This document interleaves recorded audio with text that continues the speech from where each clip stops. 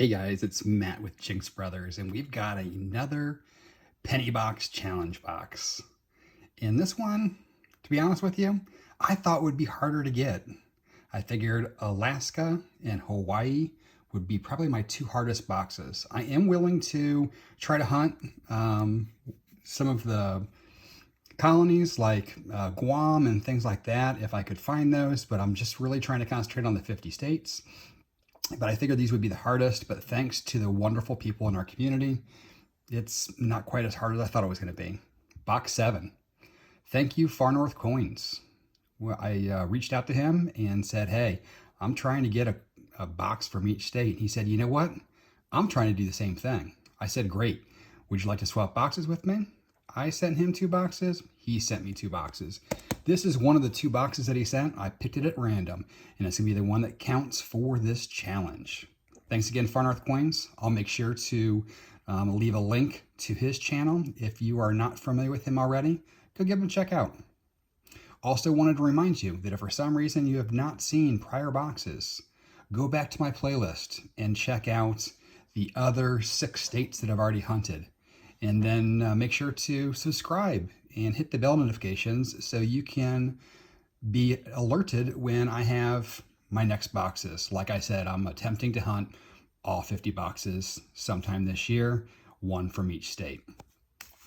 He did pop these already to make sure that they were circulated. So I know they are circulated pennies. I did not find anything interesting when I opened the box though. So we're going to have to do this the hard way and get into the rolls. So I'm going to crack into roll 1, and I'll come back with my first find.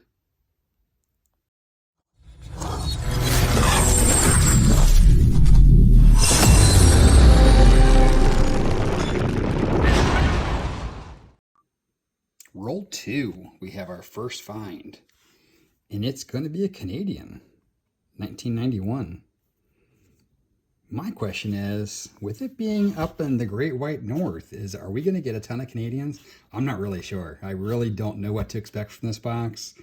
It's kind of it's not like a Denver box. It's not like a Philly box. I mean, I know I'm only 2 rolls in, but I'm really kind of interested to see what this box is going to bring. But the first one will be a Canadian.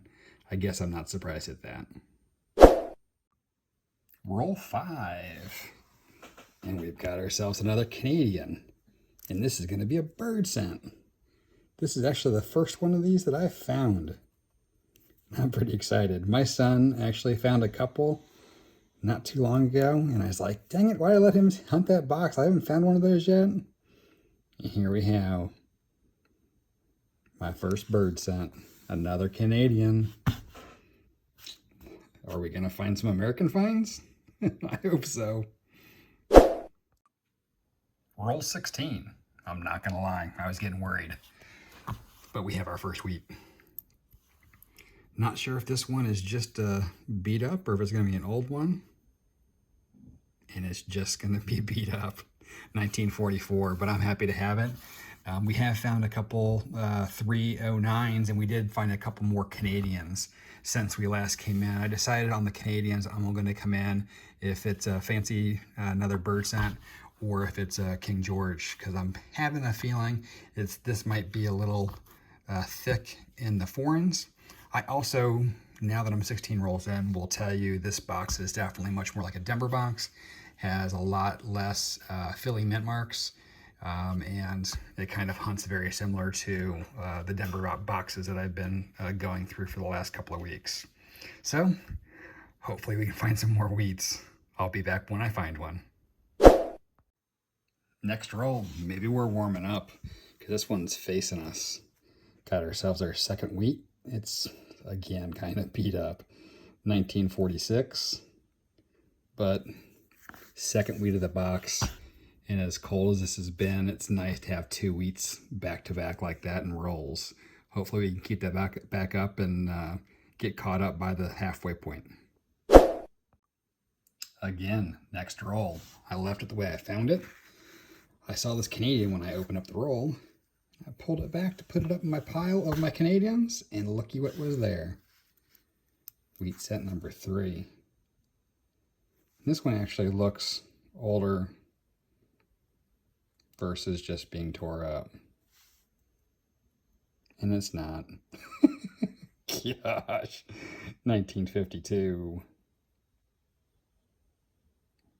D. Alrighty. Wheatie number 3 of the box, which is nice. 3 rolls in a row that had wheats in it. Actually, this one looks kind of old too. It's not. It's not a wheat at least. Alrighty. Back to the hunt. Last couple of coins of the same roll, and we've got another one, folks. This is actually the first one that's been in pretty sharp shape. 1957 D. We will take it. That's Wheatie number 4. We are warming up, which is great. Roll 21, and this box just got a little weirder. Found another wheat. And when we went to get it, look what we got behind it. Another wheat. How awesome is that? First one's in 1946. It's pretty tore up, but it's still a wheat, and it's a 40s. This next one looks a little nicer. It's got a little bit of toning to it. And it's at 55. I don't see any doubling with the naked eye, but we'll check it out closer later to see if we might have scored huge. That is 6 wheats, and we're not even halfway through yet, so now we are ahead. How crazy is that? Next roll, roll 22, and we are on the Wheatie train. This one was facing us, and it's a little bit nicer as well. 1953 D, and it certainly has a lot more luster than I normally say. Not that it's fantabulous, but I'll take it. That is the 7th Wheatie of the box, and as you can tell, I'm getting quite a bit of copper as well, which is pretty nice. Roll 24, and I didn't see it until I opened it.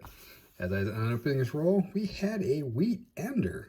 It was on the bottom side, and I normally don't check because I'm lazy like that. But we had a wheat. 1950D. It is our 5th 50s and 3 40s. So we went from a box we were concerned about to a box that is well above average right now. We are at 8, and we haven't even hit the halfway mark yet. So our chances of 10 are looking pretty good, and we've got a boatload of Canadians to boot. So we'll get back into the roll, and hopefully she'll keep giving them up like this. Roll 26, just halfway through the box. 1 roll into the new half. We've got our wheat. 1942. Again, not an amazing shape, but we haven't had a 40s in a while. I'm going to take a look at these two here. They look suspiciously yellowish. 69 and a 73. Just copper. Alrighty, we'll get back with you if we find another find. Roll 28 gives us another Wheatie. And this will be Wheatie 10 of the box. 1953 D. Again, not an amazing shape, but a Wheatie nonetheless. And we have reached the 10 mark, and we are just barely halfway through half the box. Pretty crazy that we did that after starting off with a box where we were kind of concerned about what we're going to get. So let's see how this box finishes up. Roll 29. We are still on the wheats, which is pretty awesome. This one was wheat facing men, so I have not seen it yet. I'm guessing 40s, and I was wrong. 1951 D, but that's Wheatie number 11, and we still have 20 rolls left. Awesome. Next roll, roll 30, gives us another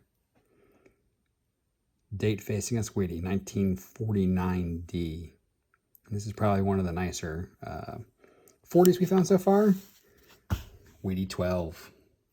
It's killing it, man. If we, at this pace, we could have a really good box. And that right there also tops. This is the best wheat box so far at 12. The last best box was 11 wheats in the Florida box. Roll 38. Tail end. We got a double dipper.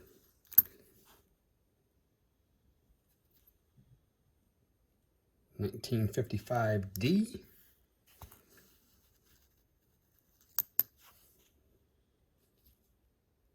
And 1945, I think. Yep, a 1945. Woo! That's nice to see a double with 12 rolls left. Roll 41. We've got a pretty one here. It's got some cool rainbow toning to it and some pretty good shapes, so it's probably going to be late 50s. It's a 58D. Weedy 15.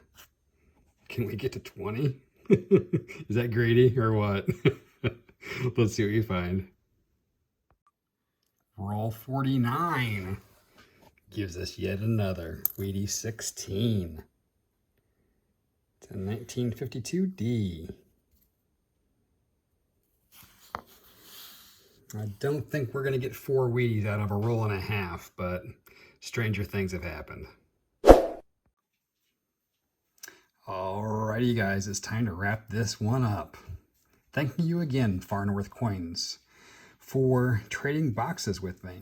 This is a lot of fun. I really didn't know what to expect getting into this, but it was a very unusual box for me. I would not have thought that this would have been my best box so far from the start.